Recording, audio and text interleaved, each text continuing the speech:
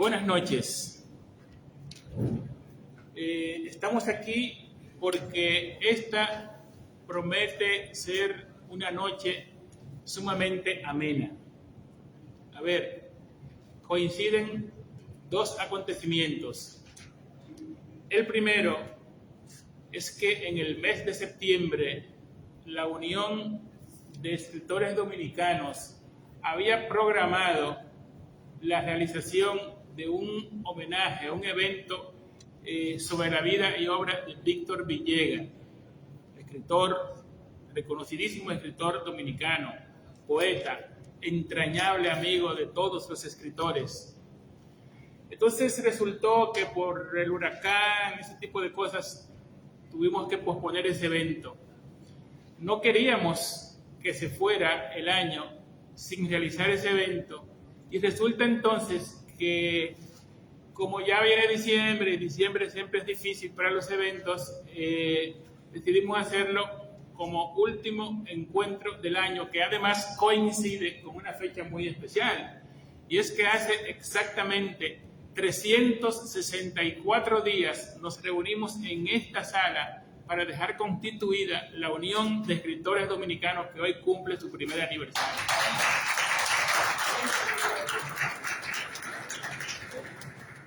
Este panel entonces que realizaremos esta noche tiene esos dos eventos como motivos centrales.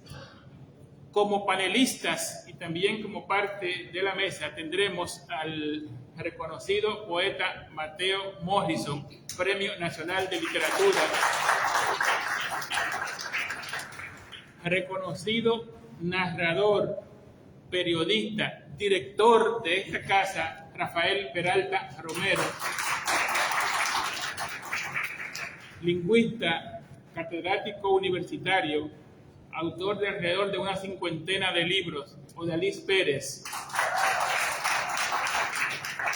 Y hemos querido dejar para el final una figura así cimera, que es la narradora Emilia Pereira, presidenta de la Unión de Escritores Dominicanos. Además de cada uno de ustedes que nos acompaña esta noche, queremos resaltar la presencia de Gloria Villegas, hija del poeta Víctor Villegas,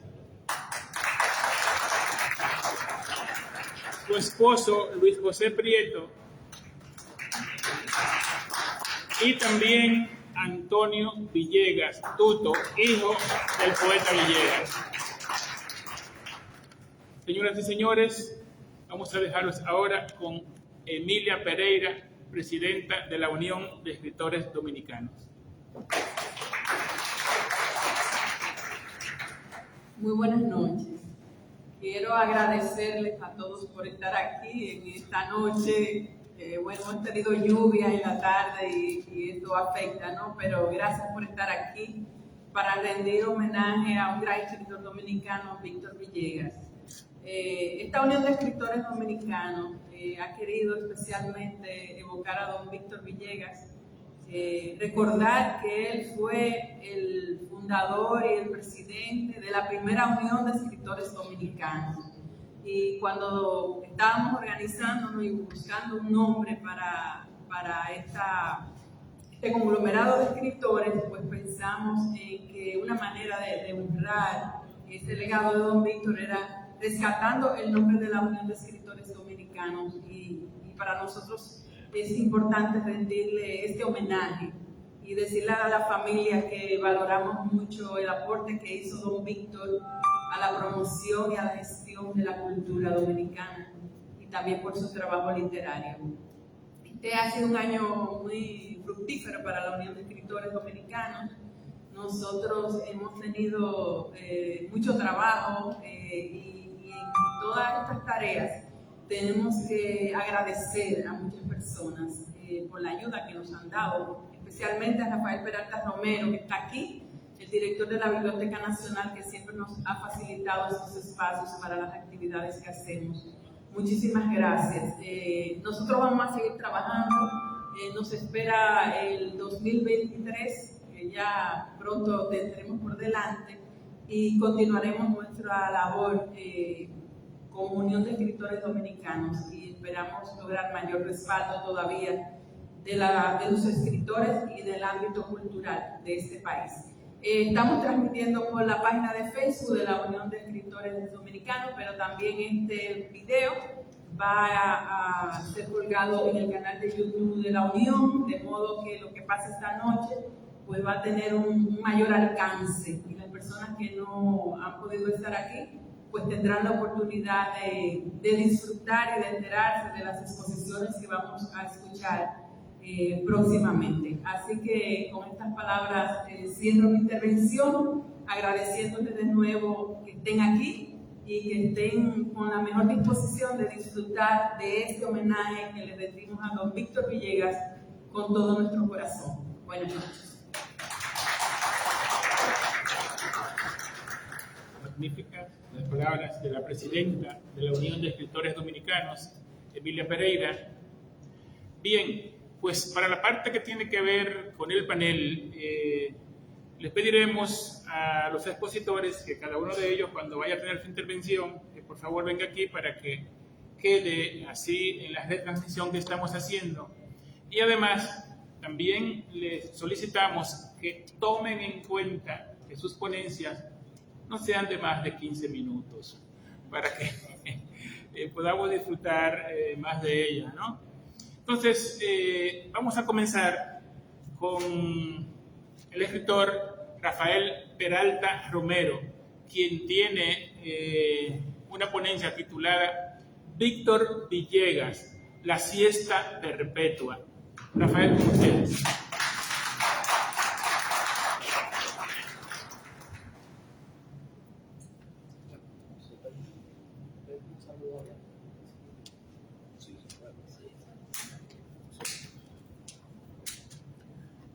Buenas noches, queridos amigos, queridos familiares de don Víctor Villegas, queridos amigos que nos siguen a través de las redes.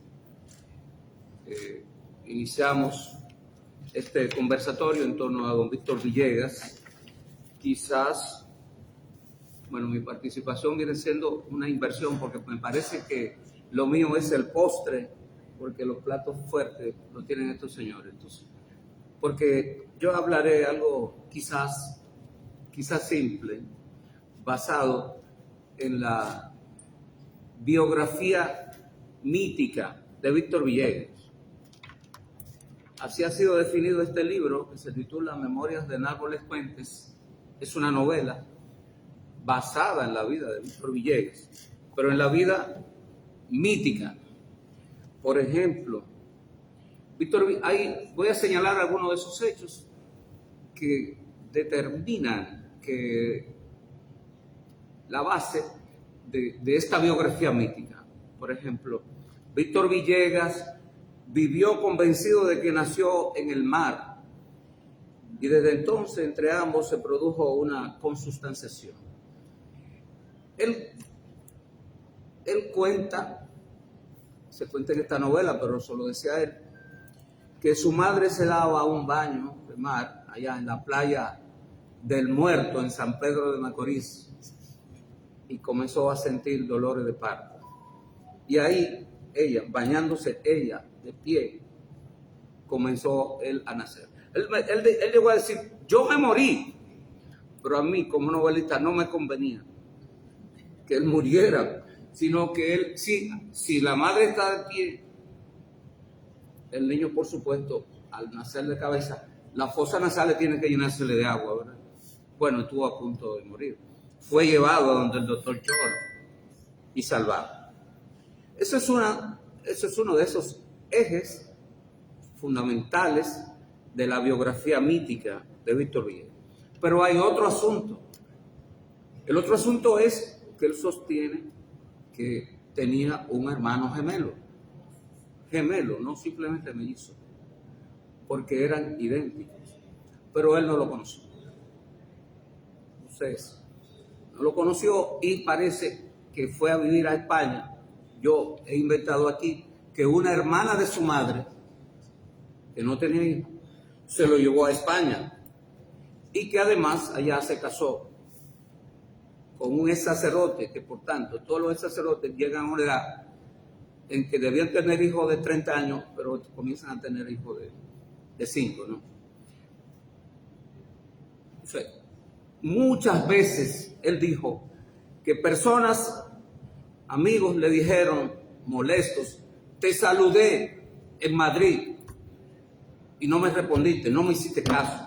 Y él no había ido nunca a Madrid para entonces.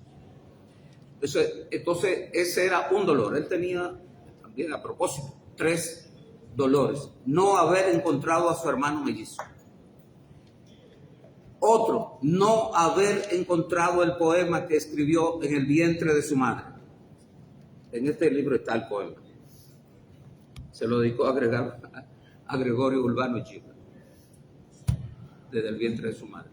Y el tercer gran dolor es que él tuvo una novia llamada Charlotte Amalie, la muchachita Cocola, hija de Willy, un hombre que leía todos los días el Éxodo y no quería que sus hijos hablaran español sino inglés. Pero entonces él tuvo una debilidad con la muchachita mientras paseaban por unos bosques de San Pedro de Macorís. Ella quedó embarazada a los 10 años. 4 niños tuvieron, a los cuales no pudo seguir viendo porque su padre, Willy, muy celoso, se lo quitó. Lo querían repartir, querían que le diera uno a la esposa del doctor George, el famoso y mitológico médico alemán establecido en San Pedro de Macorís, que tan mitológico que se dice que cuando comenzó a ejercer la medicina no era médico, sino, unos dicen que veterinario y otros que agrónomo, pero hizo un gran hospital en San Pedro de Macorís y creó una leyenda en toda la región esa. Entonces ahí vino a vivir un señor llamado Hans, que se identificaba como sobrino de él y que decía en San Pedro de Macorís que era aprendiz de medicina, pero que Víctor Villegas me dijo que era un espía internacional, que chiveateaban a los barcos ingleses cuando salían. Miren, los 4 niños se llamaban, todos tenían que ver con personajes nacidos en el agua, como nació su padre en el agua, que alguien propuso al principio que lo llamaran Moisés y dijo, no le pusieron Moisés, aunque su padre se llamara Moisés. Bueno, los hijos se llamaban Joseph Moisés, Joseph Amadís, Joseph Sigfrido y Joseph Edipo. Leo este fragmentico. Mi madre se daba un baño de mar en la playa del Muerto una tarde de septiembre. Abrió espléndidamente los ojos, emitió un grito asustadizo y de asombro, a la vez que corría hacia cualquier lado una parte de su ropa. Del cuerpo de mi madre pendía un bebé sostenido por el cordón umbilical. Se balanceaba como una fruta asida a las ramas que agita el viento. El recién nacido rozaba las aguas con su cabeza, como buscando autobautizarse. Bueno, entonces ya hemos dicho que no localizara a su hermano mellizo, eso está entre mis apuntes. Así fue uno de sus dolores. Y hablar de su poesía, él hablaba de su poesía como una poesía marítima, porque se sintió quizás mitad pez y mitad hombre, y su espíritu ardiente y su poesía marítima y fluvial, pues por si hubiera duda acerca de dónde ocurrió su nacimiento, nadie podrá dudar que mi infancia transcurrió entre los olores del azúcar y de cangrejos.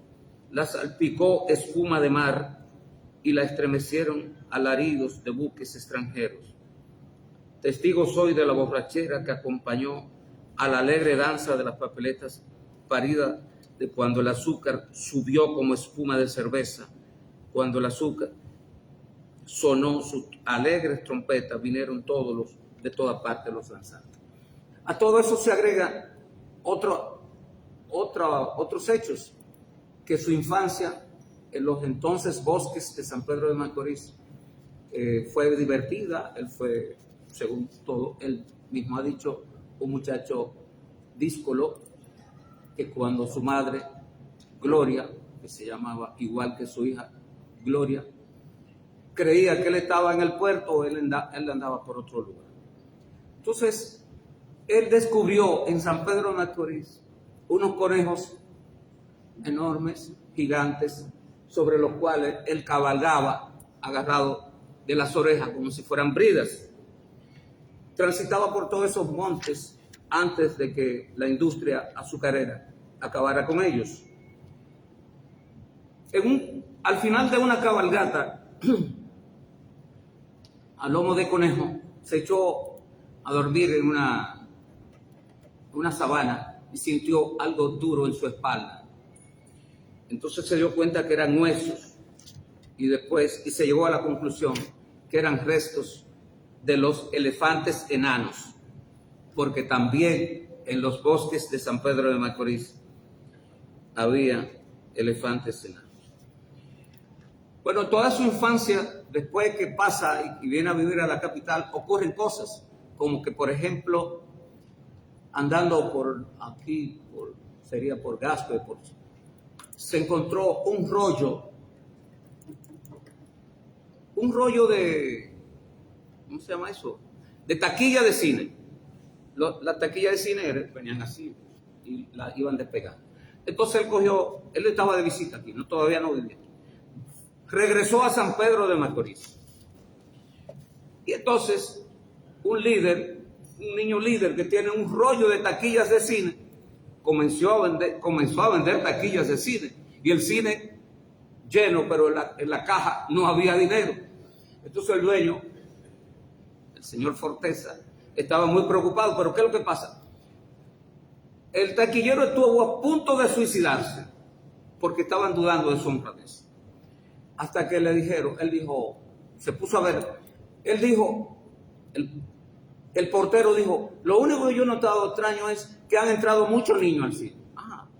Hasta que vienen unos niños con taquilla y le dice, ven acá, tú tienes taquilla. ¿Quién te vendió la taquilla? Chino. ¿Quién es Chino? El hijo de Gloria. A este hombre no tuvo que hacer mucho esfuerzo para ver que ese que venía empoderado así como era Chino. Justamente en un capítulo se narra cuando su madre lo llevó a la escuela. Él dijo que su madre dijo en la escuela a la persona que lo estaba registrando, ¿cómo se llama el niño? Chino. No puede llamarse Chino. Entonces la señora se levanta, va a la oficina del director y viene de allá y le dice, se llama Víctor. Víctor, sí. Dígame el apellido. Villegas. Tiene el nombre de poeta, como Quevedo y Villegas. Pero Chino es nombre de boxeador. Se llama Villegas. Entonces él, entre toda su mitología, dice que él no nació el 22 de septiembre. Él tiene otra fecha. Él no estaba seguro si se llamaba Víctor Villegas o si se llamaba Martín Manuel de Soto Leiva, porque también se consideraba descendiente del padre Moreno del Cristo. Era un cura que podía tener hijos y nietos porque era bastante libertino, pero siempre él se identificó como descendiente de ese sacerdote. Entonces, todo esto que él lo dijo muchas veces en escenarios fueron el motivo de esta novela que constituye la biografía mítica. Pero le voy a decir, cuando se integró a la lucha política, ya en la capital, estudiante universitario, que comienza a escribir poesía, hay un capítulo, algo muy interesante, y es que él fue detenido por el tenebroso servicio de inteligencia trujillista, a un grupo, y después el también tenebroso protagonista de esa institución, el deleznable coronel Johnny Abbas, despachó a todo el mundo y le dijo, a Villegas, déjenmelo a mí. Y él dijo, ya, me jodí. Entonces se fue todo el mundo y Johnny Abe le dijo, ahora vamos a hablar usted y yo. Y Johnny Abe sacó unos papeles que eran poemas. Pero yo creo que no estoy leyendo los apuntes, porque él dice aquí que dijo, mierda, dije para mí, ya sí llegó la hora. Sacó un folder que colocó sobre el escritorio. Vamos a hablar de poesía, dijo, de las cosas hermosas de la vida. La poesía es para almas sensibles. ¿Ustedes se imaginan a ese monstruo hablando de poesía? Pues parece que era verdad. Al menos eso dijo Víctor Villegas, que la poesía, por supuesto, lo salvó. Porque ¿qué iba a decir Víctor Villegas en esas circunstancias? Se iba a volver un José Carvajal diciéndole a Johnny Abe, su poesía, eso no es poesía, eso es horrible. No, se supone que le dijo, eso está muy bien. Tiene que haber dado una afirmación. Y Johnny Abe quedó muy contento. Abelino, ¿usted puede decir si me queda? Me queda un minuto. Bueno, iba a leer un fragmento de cuando él tuvo el encuentro sexual con Charlotte Amalie. Charlotte Amalie es personaje de él. Un libro que se titula así. Otros personajes de la novela como Willy, que no es el Willy el cochero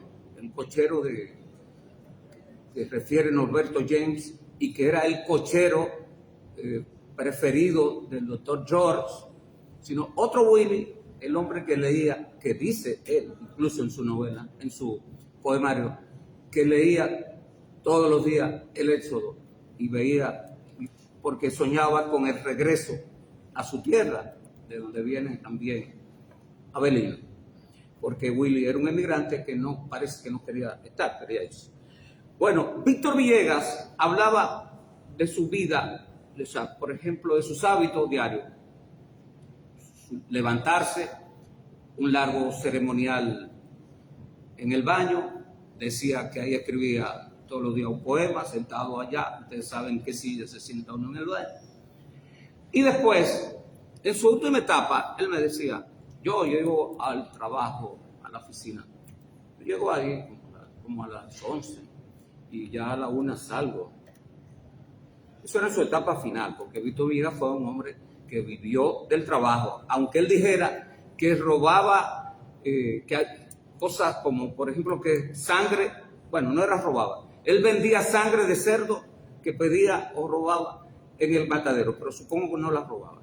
Él alquilaba un hoyito en donde se bañaban prostitutas en un burdel. ¿A quién se lo alquilaba? A un niño que querían brechar, y él era el dueño del hoyito. Paguen tanto. Y siempre fue un niño negociante que hacía de todas estas cosas. También, para terminar, quiero llegar ahí, porque en su última etapa, cuando ya él tenía la oficina en la calle, allá en el nuevo edificio, él me dijo, no, yo vengo aquí, yo vengo a las 11 y me voy a la 1. Y después hacía una gran siesta. Por eso este trabajo se titula La siesta perpetua, porque desde el 23 de abril, Día Internacional del Libro y la Lectura, día en que conmemoramos la vida de Miguel de Cervantes, desde ese día, del 23 de abril de 2011, se sumergió en esa siesta. Gracias por escuchar.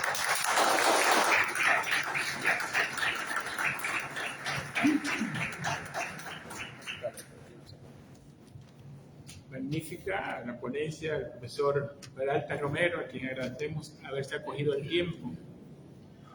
La verdad que los que conocimos a Víctor Villegas, nos queda así en la memoria haber compartido con una persona que siempre estaba sonriente, siempre tenía una sonrisa. Era un permanente bromista, de tal forma que en la primera mitad de la década de los 90, cuando yo estaba así en los inicios de mi labor como editor, se iba a hacer la segunda edición de ese libro, Charlotte Amalie, un libro de poesía. Y entonces yo estaba trabajando en la edición y le digo, poeta, este libro es bueno que tenga unas palabras, un prólogo a propósito de la segunda edición. Y él con su cara sonriente me dijo, sí, cómo no, ya yo lo había pensado. Y bueno, y lo tiene, ¿quién lo va a hacer? Sí. Solo que no se lo he dicho, se lo voy a decir ahora. Pues entonces dígale para que la haga llegar cuanto antes. No, eres tú. Bueno, esa segunda edición tiene unas palabras que yo le escribí a propósito de que él me lo pidió de esa manera. Así era el poeta Villegas. Bien, pues en los próximos 15 minutos estaremos escuchando la ponencia titulada Lo poético, el mundo y la visión de la identidad en Víctor Villegas, que será presentada por Odalis Pérez.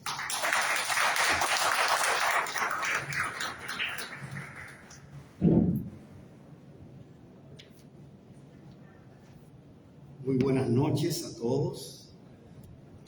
Me toca conversar con la obra de Víctor Villegas, que es una obra muy particular dentro de lo que se llama la generación o el grupo del 47. Víctor Villegas fue un poeta muy singular, porque su gran obra él no la publicó en los años 40, sino que la fue publicando en década hasta llegar hasta el 2000.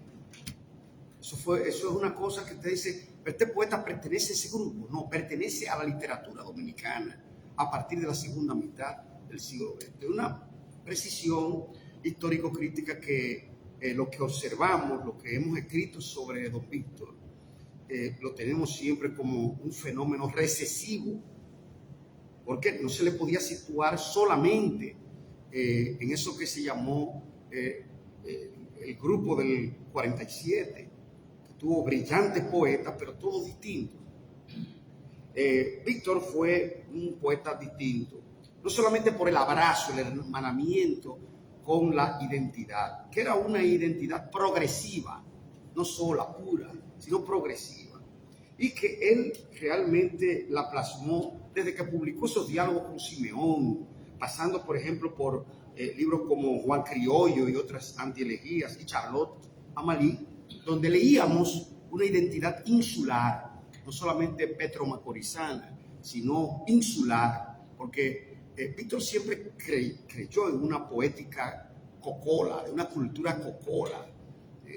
Incluso cuando él hablaba de esos símbolos populares de San Pedro, estaba también pensando en esas islas, ¿no?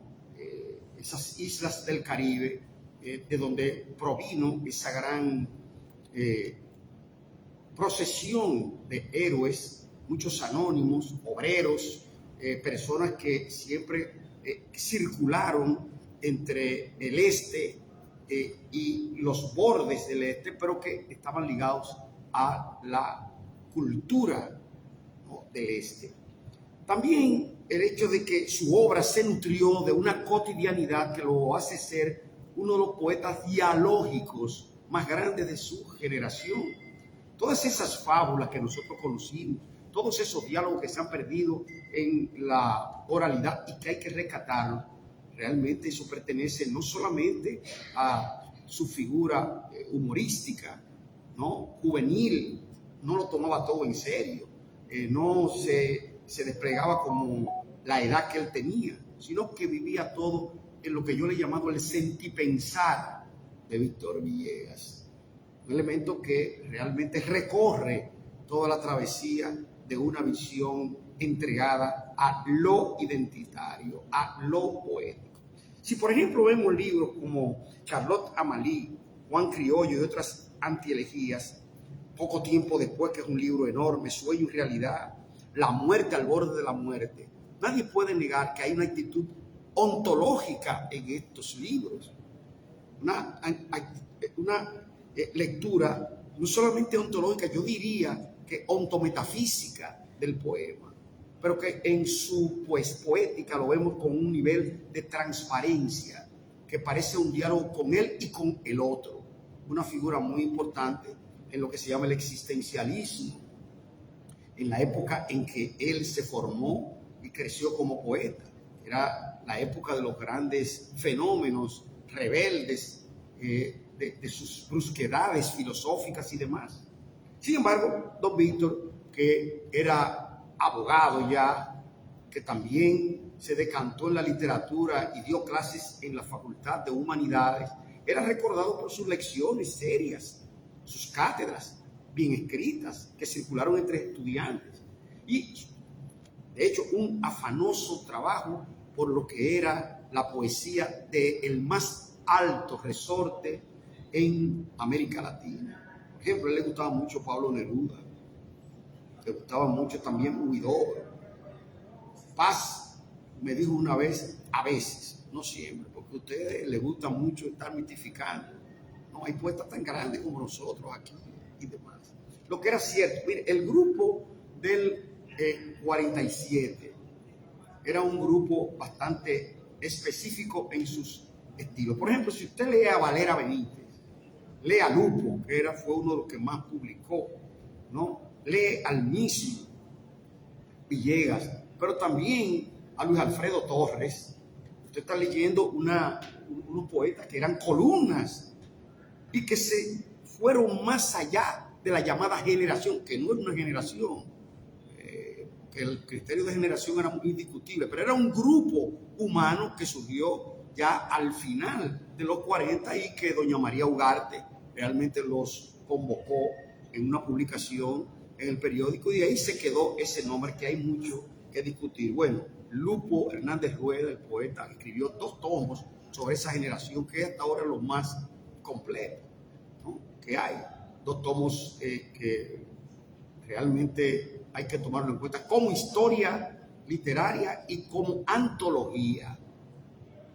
Fue lo último, publicó ese mismo libro, pero menos ampliado, anterior a ese, pero luego lo completó y salió una edición muy buena. Hasta incluso Ferilibro lo publicó, de tan importante que era. O sea que ese libro tuvo 3 ediciones y donde los poetas que estaban ahí eran bien analizados.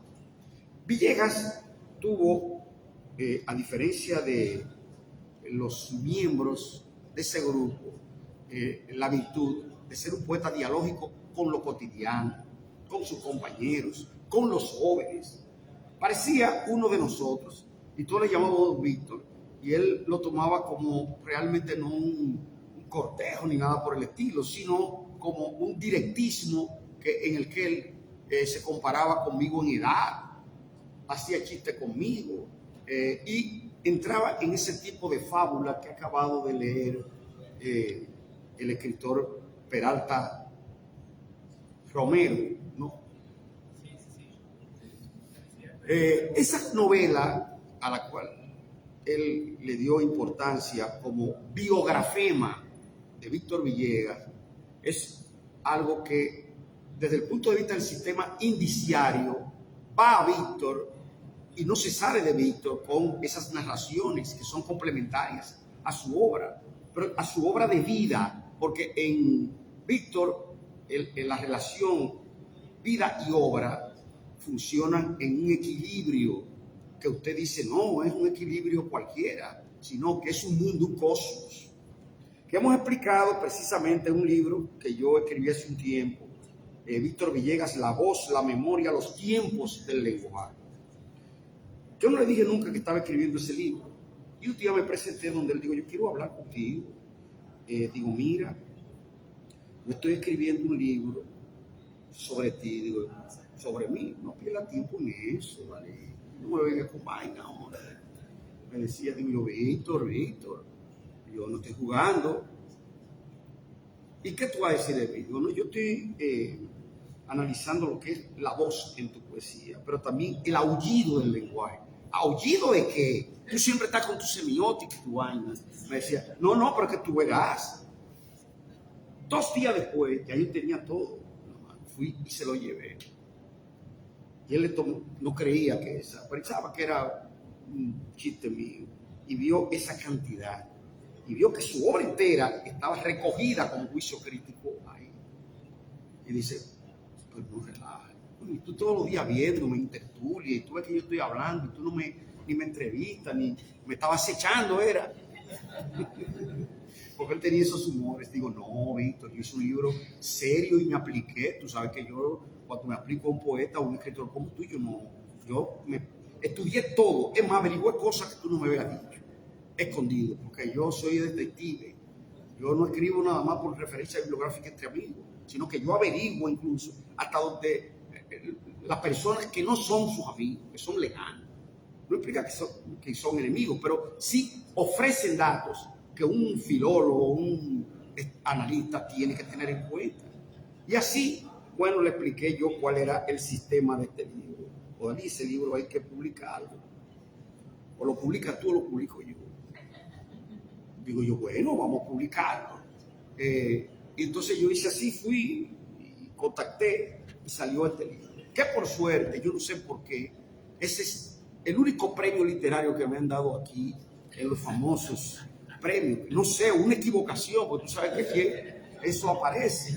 Todos esos premios que son infectados de fraudes y de personas que son los ángeles que bajan del cielo y se nutren de eso. Pero a mí, por ese libro yo lo escribí realmente con amor, no para concursar. Incluso yo no lo iba a enviar. Yo creo que eso entre el año, me dijeron, ponlo ahí a ver. Digo, no, es que a mí no, tú sabes que los jurados, desde que ven un libro de cierta gente, no ponen los jurados, ponen lo contrario.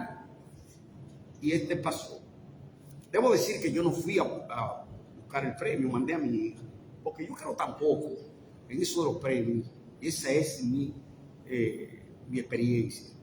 Y bueno, pasó. El caso es que luego de eso yo dije, voy a ir investigando los otros escritos de Víctor. Víctor como antologador, Víctor como crítico, como estudioso de la literatura. Y empecé a recopilar material. Me apersoné a donde su hija, Gloria Villegas, que está aquí presente, y le pedí que me suministrara unas copias para ir trabajando. Recopilé también en las revistas que él publicaba con Spencer y demás, y estuve compilando hasta que a mí se me complicó la cosa, con clases en la universidad, etcétera. Gente que me dijo, y además que yo estaba recogiendo en la tertulia de Casibajagua, mucha gente que presentaba, usted se acuerda que mucha gente hablaba y todo, pero a la hora de buscar, señor, esa gente iba rebalando y eso me tardó, y hasta la fecha yo tengo ese libro que con suerte lo voy a publicar, porque es un libro que también tiene una antología y unos juicios y además de eso unas reflexiones que yo las tengo aseguradas, que me han dado personas que conocieron a Víctor y lo conocieron en su época, que tengo que hacer esa contribución. Entiendo que la poesía de Víctor Villegas es una poesía que no es conceptual, es eminentemente lírica y eminentemente épica, al punto que esa dialogía, ¿no? Esa, yo diría que ontogenia de su poética, realmente rebasa el marco de las generaciones.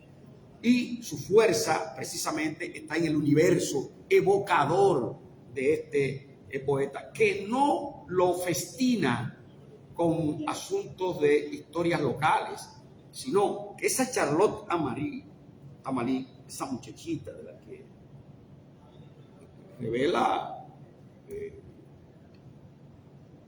nuestro escritor, director de aquí, era una noviecita, forma parte del mito, ¿no? Así como ese Juan Criollo que podía ser todos los explotados, todos los golpeados de la tierra, todo lo que sufrieron esas cadenas de la pobreza, porque como cantor de la pobreza, Víctor Villegas es un hombre que conoció realmente los tipos de su pueblo y así lo plasmó en sus libros que son de una fuerza social enorme, principalmente eso, Juan Criollo y otras antielegías.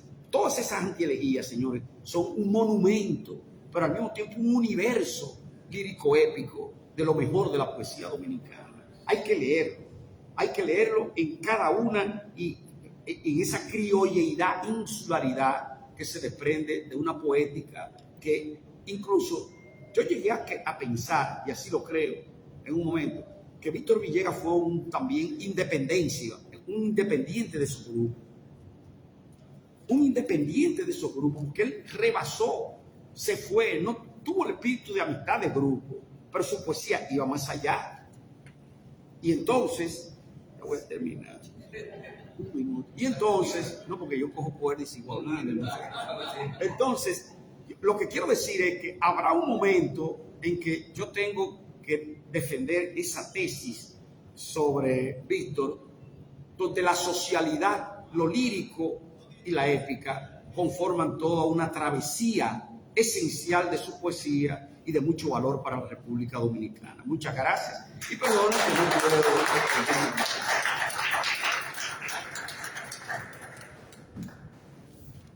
Agradecemos también a Odalys que se haya sujetado a los 15 minutos. Ciertamente, Odalys, para conocer así el dolor, la explotación del hombre por el hombre, los abusos, el cañaveral, el batey, solo había que vivir en San Pedro de Macorís como vivió Víctor Villegas. Ahora, en los siguientes y últimos 15 minutos, tendremos a Mateo Morrison con la ponencia Víctor Villegas, síntesis de una vida y una obra ejemplar. Mateo Morrison.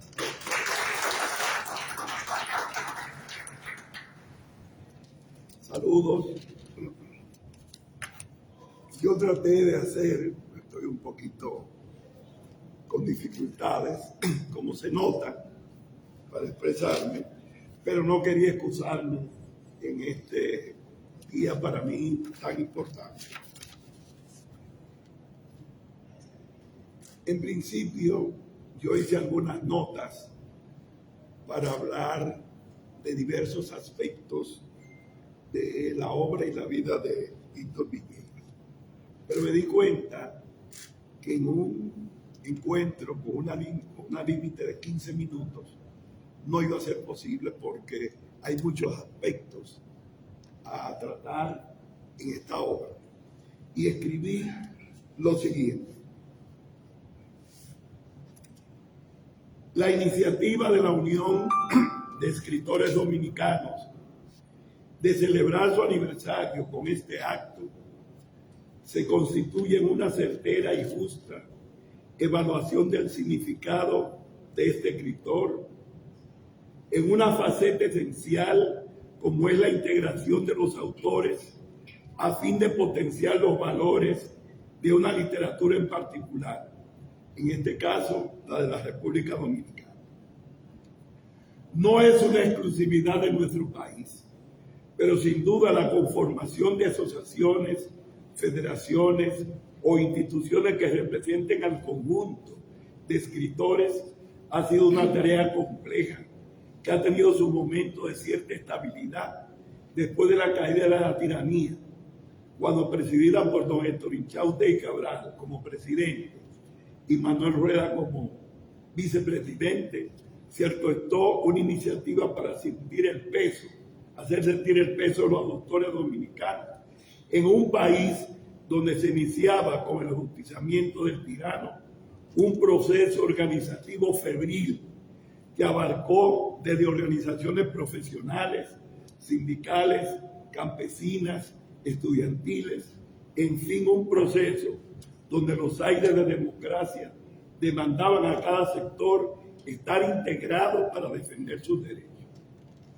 La incorporación en ese primer proyecto de jóvenes escritores, hablamos de Miguel Alfonseca, Leonel Enrique, Grey Cuascú, Janet Miller, Juan José Ayuso, Oyat Bio, para mencionar algunos de los más destacados, no fue tarea fácil y generó alguna tensión acerca de quienes deberían formar parte y una institución que abarcara a los creadores literarios.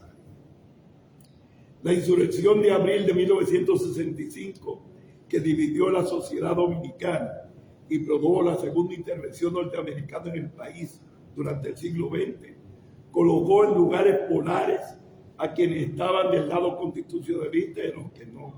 Y vendría el frente de artistas intelectuales con autores como Pedro Mira, Bernardo Vicioso a la cabeza, y otros en la parte frontal con autores como Héctor Inchaute y Cabral, Antonio Fernández Spencer y Manuel Rueda en el frente opuesto. Eso impidió que continuara ese proceso unificador, pues el principal obstáculo eran los problemas ideológicos a que se sumaban un conjunto de factores individuales. El Ateneo Dominicano fue un espacio donde se trató de orquestar otra institución que estuvo condenada desde el principio al fracaso.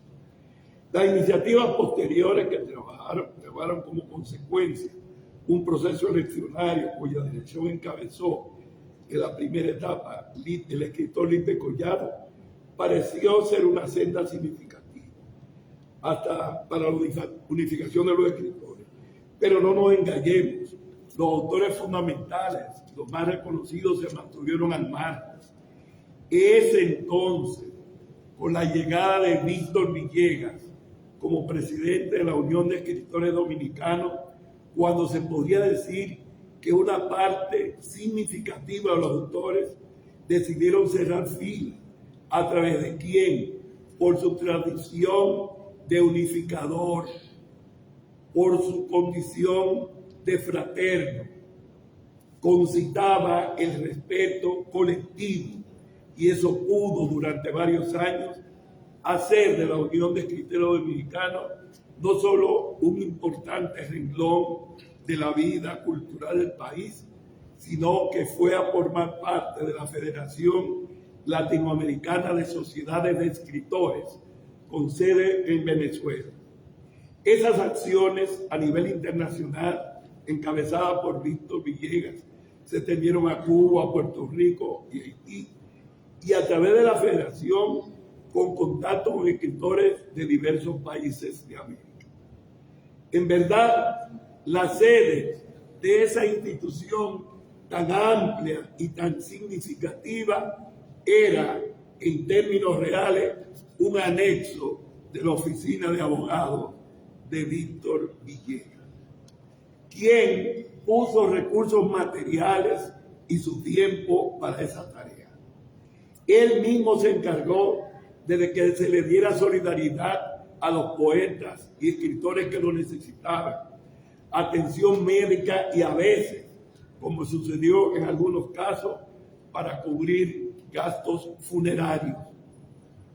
Como unimos a hablar de su vida y de su obra, quería sintetizar el reconocimiento a los esfuerzos de un año de la directiva de la Unión de Escritores, referir esa etapa donde Víctor Villegas demostró que sí era posible unificar a los escritores y que sí era posible avanzar en ese renglón. La revista Yelida que él fundó fue un espacio para que algunos de los escritores más destacados no solo nos dieran lo mejor de sus obras, sino que encontraran un espacio para aportar a la cultura. Pues varios de ellos, como Lacay Polanco, Antonio Fernández Spencer, que fue vicepresidente de la Unión de Escritores, y Abel Peralta, para mencionar algunos, fueron contratados para laborar en favor de los escritores y para hacer, junto con Víctor, una prestigiosa revista que consolidó durante ese momento el respeto y la valoración de los escritores dominicanos. Como sabemos, Rubén Darío, con su gran obra, dividió en un antes y un después la poesía en lengua española. Luego, para Saúl Yurkiewicz, en su libro Fundador de la Poesía Hispanoamericana, señala en su primera edición los nombres de Jorge Luis Borges, Pablo Neruda, César Vallejo, Vicente Huidobro y Octavio Paz, agregando a la segunda edición a Liberio Girondo. Pero esos que nacieron la mayor parte de la primera década del 1900 y algunos ya iniciando la segunda, fueron seguidos por decenas de autores latinoamericanos de excelente calidad, de una generación con coetáneos como Rafael Cadenas, que acaba de ganar a sus 90 y pico de años el premio Cervantes, Juan Liscano, que estuvo aquí con nosotros, invitado por la Unión, Cintio Vitier, Álvaro Mutis, Jaime Sabina, Carlos Germán Belli, Juan Gelman, Roberto Fernández de Tamayo. En ese grupo, por su obra, por la calidad de su poesía, por la profundidad y por la diversidad, forma parte un autor como Víctor Villegas. Sin embargo, Víctor Villegas y otros, pero en su caso, naciendo en 1924, duró 36 años de su vida bajo la dictadura de Trujillo, lo que dificultó la difusión de algunas de sus obras iniciales, tanto de él como otros, y al mismo tiempo a eso se va a sumar la desidia, el desinterés y la falta de trabajo sistemático que han tenido las instituciones oficiales en toda nuestra historia democrática, que no han dado trascendencia, como en otros países, a las obras de sus autores. Sin embargo, desde que se conocieron ligeramente algunos de esos trabajos, se dio cuenta la calidad que tenían, desde que fueron publicadas en la página escolar del periódico El Caribe por la investigadora, historiadora y periodista María Duarte, lo que llevó a Máximo Avilés Blonda, integrante de ese grupo, cuando le preguntaron el nombre de ellos, a decir que eran la generación del 48, aludiendo a la fecha en que salió su edición. Se ha debatido eso del nombre de generación del 48. Ya sabemos que autores como Marcio Veloz Magiolo, para mencionar algunos, Diógenes Céspedes, han planteado criterios de debates acerca de esa designación. Y por otro lado, la defensa documentada, a veces apasionada, pero bien documentada, de Luco Hernández Rueda acerca del significado de la generación en la historia de la literatura dominicana. Fue entonces cuando Víctor Villegas prefirió llamar a esa generación la generación integradora, a partir del criterio de que habían tomado lo mejor de la tradición postumista y de la poesía sorprendida. Villegas, en ese espíritu conciliador y constructor de puentes en vez de muros, fue siempre un instrumento para la unidad y la solidaridad, incluso en los debates más cruentos que se generaran en el mundo literario. Además, durante una década, quizás como conversé una vez con Pura Demeterio Betances, que ahí la veo en el recuerdo, cuando en un diálogo ella me decía: Mateo, las bases fundamentales de la poesía dominicana fueron en esa década del 20 al 40. Y yo le decía que lo sintetizaba en 10 años, en una década donde surgieron los independientes del 40, la poesía sorprendida en el 43, la generación del 48, y ya algunos años antes el grupo de los poetas los nuevos en La Vega. Es decir, que por lo menos 20 poetas imprescindibles en la literatura nacional surgieron durante ese periodo, pudiendo en un aspecto comparativo con los grandes escritores, tanto existentes en los diversos niveles de América, haber tenido la misma condición y la misma difusión que la calidad de su obra ameritaba. La obra política de Víctor Villegas fue realmente, como él señaló, una poesía en los cánones de lo integral. Trató tanto lo cotidiano, lo lírico, como lo épico. Arropó con su verso, por un lado la cotidianidad y por el otro algunos hechos trascendentes de la vida nacional con los cuales se identificó. Traté en algún momento, en un homenaje a su poesía y a su obra, escribí lo siguiente. Escribí el poema Cotidianidad, que está en mi libro de poesía de la antología. Dice así a Víctor Villegas: a veces armamos en nuestras mentes nuevas maneras de deslizar nuestra vida por las sombras. Huimos a mundos que creíamos ataviados de luces. En verdad, somos adoradores de los signos cotidianos. Las mañanas, las tardes y las noches saben más o menos lo que haremos. Los amores y los odios son los mismos. La ruta trazada exactas. Admito que este día resultará extraño. Siento sobre mí cálidas manos que me conducen a lugares no vistos. Una sensación de calma me invade. Se iluminan las paredes de mis días. El tiempo corre sobre mis tardes y se instala sigilosa una nueva cotidianidad que me desplaza. Y ahí está Víctor Villegas. Víctor Villegas fue jurista. Su dedicación al derecho fue paralela a lo literario, pero no fue un abogado más, sino alguien que sentó cátedra y fue uno de los fundadores de esa nueva etapa que vive el derecho de autor y propiedad intelectual en nuestro país, sentando cátedra en varias instituciones académicas y en la primera y en la misma formulación de los criterios que dieron vida a ese campo especializado del derecho. Por décadas, Víctor Villegas fue profesor de literatura dominicana y literatura universal. Recuerdo que siendo mi profesor, llevé un libro amplio sobre literatura universal y él se detuvo y comenzó a hablarnos de la literatura china y de la literatura japonesa. Su cátedra, además de amplio conocimiento, era de un seguimiento a sus estudiantes que no se limitaba a la hora de docencia, sino que continuaba el diálogo sumamente enriquecedora y en suministro tanto de donaciones como de préstamos de sus libros. Eso. No, ya estoy terminando.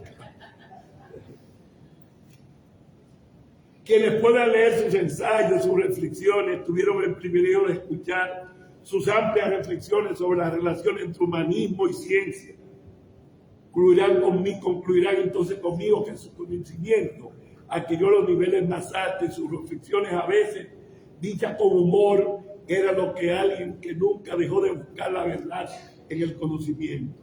Su dominicanidad. Pocos como él llevaron en su pecho y con orgullo el sentido de la dominicanidad, del patriotismo y de la defensa de los valores más significativos en el complejo proceso de nuestra vida histórica. El espíritu de solidaridad al cual me refería anteriormente fue un sello distintivo que parecía no tener límite.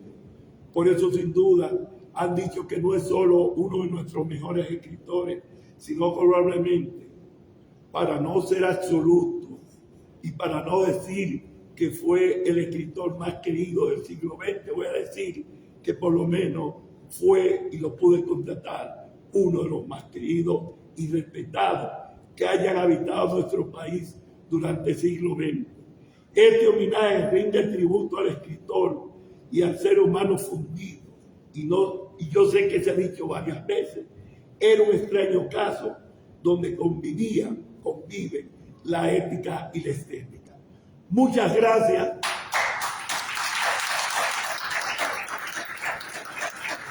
Pero tengo que agregar algo, porque me puse muy serio, muy formal, para hablar de Víctor Villegas.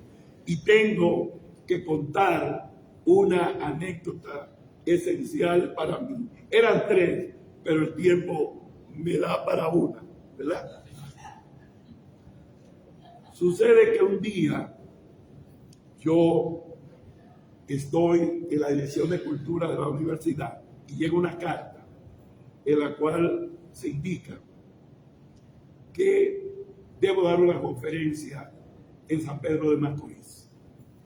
Y yo voy muy contento a mi conferencia, pero me sorprende el hecho de que hay un homenaje, flores, un letrero, este macorizano que vuelve. Y una cosa, y yo, aunque nací en Villa Duarte, no podía desmentir una cosa tan hermosa. Y vi en mi conferencia. Cuando llegué, me llamó Federico Jovine, porque salió al otro día en el listín, y Norberto Yen, y me acusaron de que era un usurpador. Mateo, pero nosotros que somos de San Pedro de Macorís, no nos han hecho ese homenaje, entonces te lo hicieron a ti. Bueno, yo no tengo la culpa. ¿Qué sucede? Que Víctor Villegas, yo lo visité, me dijo, no, yo vi todo. Es que ellos vinieron por aquí y dijeron que te iban a hacer un homenaje. Y que si tú eras de San Pedro, yo dije, sí, él es de San Pedro y del país. Entonces me dijo, tú tienes que seguir visitando las provincias, porque yo quiero que algún día, cuando en San Juan de la Maguana quieran hacer un homenaje, te lo hagan a ti, y en Santiago Rodríguez, y en cualquier parte. Gracias, Víctor, por tenerme tantas veces presente hasta en eso. Gracias.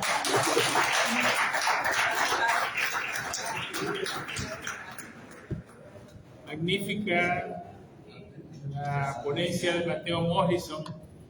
Las gracias a estos tres ponentes, que cada uno de ellos nos ha presentado un tópico de magnífica valía sobre Víctor Villegas. 2022, 98 años cumpliría hoy el poeta Villegas, 100 años en el 2024. Profesor Peralta Romero, hace un año nos reunimos con el presidente y se le habló de la posibilidad de que se publicaran obras completas de escritores dominicanos de valía. Vamos a lanzar la primera piedra y vamos a comenzar con la obra poética de Víctor Villegas, que se presta por el volumen. Preparemos eso, mire un editor aquí, Saba, y vamos a presentar con la familia el proyecto para que ese sea el primer poeta publicado, porque en el 24 vamos a aprovechar antes de las elecciones para hacer la propuesta. Esa es mi propuesta. Señores, complacidos de haber estado en este conversatorio, en este momento. Gracias a cada uno de ustedes por haber venido. Gracias a la familia del poeta Villegas. Gracias a los ponentes, a la presidenta de la Unión de Escritores, a Víctor Escarramán, también directivo de esta unión, y de esta manera hemos celebrado este encuentro de homenaje al poeta Villegas y el primer aniversario de la Unión de Escritores Dominicanos. Así es que, para terminar en este momento, los invitamos a un brindis que tiene la Unión de Escritores para ustedes. ¿Cómo no? Me gustaría que nos juntáramos aquí adelante y tomar una foto de todo el pueblo. Perfecto. Bien, pues muchísimas gracias y así despedimos la transmisión del evento. Ese es una foto de ustedes solos aquí.